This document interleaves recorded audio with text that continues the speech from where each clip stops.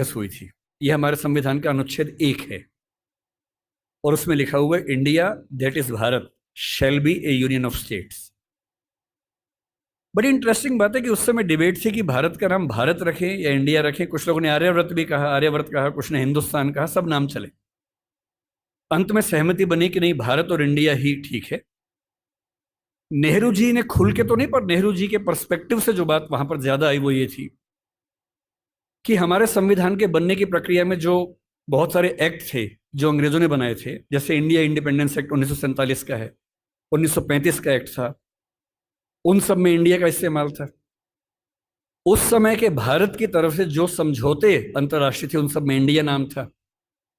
पश्चिम की दुनिया हमें इंडिया के नाम से जानती थी, अमेरिका हो, फ्रांस हो, कोई भी हो, सब इंडिया जानते थे। नेहरू जी का मिजाज जो था वो ये भी था कि हमें ग्लोबल पर्सपेक्टिव में चीजों को देखना है, पूरी दुनिया से संवाद करना है, क्योंकि उनकी रुचि अंतर्राष्ट्रीय मुद्दों में ज्यादा थी, बहुत ज्यादा थी। मेरे ख्याल से इन सब वजहों से तय हुआ कि हम अपना नाम इंडिया रखेंगे, पर इंडिया के बराबर महत्व भारत का भी रहेगा। तो लिखा गया India that is Bharat.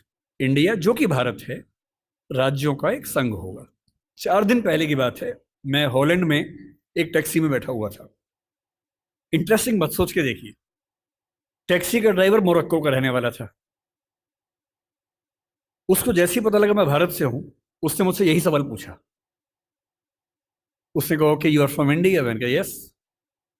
We are listing to a debate, India और Bharat, what do you think? मैं बड़ा चकित कि ये मोरक्को का आदमी हॉलैंड में रहता है, इसके मन में ये सवाल आ रहा है। तो मैंने कहा कि ये तो राजनीतिक कारणों से हुआ है, लेकिन बात अपने आप में सही है। मैंने कहा जैसे बॉम्बे मुंबई हुआ, मुझे खुशी हुई, क्योंकि मुंबई की आबादी के लिए मुंबई में जो मजा है वो बॉम्बे में नहीं है। बॉम्बे तो अंग्रेजों ने नाम दिया था। कोलकाता को कैलकाटा अंग्रेजों ने किया, तो बंगाल के लोगों ने कोलकाता कर दिया उसको। दिल्ली को दिल्ली के लोगों ने दिल्ली कर दिया, दिल्ली ही बना के रखा हुआ है, DILLI, ये होना चाहिए। काहे के दिल्ली भाई, हम क्यों दिल्ली बोलेंगे दिल्ली को? ये सारे तर्क अगर सही हैं, अगर बर्मा का नाम म्यांमार होना सही है, क्योंकि उनकी जनता की आवाज तो म्यांमार में है, बर्मा में नहीं है। श्रीलंका और सीलोन की डिबेट में वो अपने आप को सीलोन ना मानना चाहे, श्रीलंका मानना चाहें, क्योंकि उनकी भाषा श्रीलंका बोलती है। तो मेरे मन में सवाल बड़ा साफ आता है कि भारत इंडिया क्यों होना चाहिए। मैं फिर स्पष्ट कर दूं, मैं सरकार के पक्ष में नहीं बोल रहा हूं, मुझे उनसे रत्ती भर मतलब नहीं, मैं एक विचार की बात कर रहा हूं।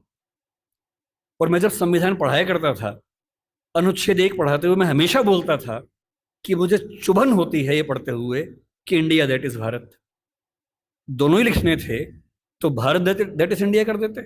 अगर दोनों ही लिखने थे, ठीक है, दोनों रखें, क्या दिक्कत है। इंटरेस्टिंग बात इसके बाद है, मोरक्को के उस ड्राइवर ने उसके बाद पता है क्या कहा, हिंदी में अगर बताऊं, बोले अच्छा अच्छा ये मामला है, अब समझ में आया। फिर बोले कि बड़ी इंटरेस्टिंग बात है, हमारा नाम मोरक्को पड़ गया फ्रेंच लोगों की वजह से। मोरक्को के लोग मोरक्को को मगरिब बोलते हैं।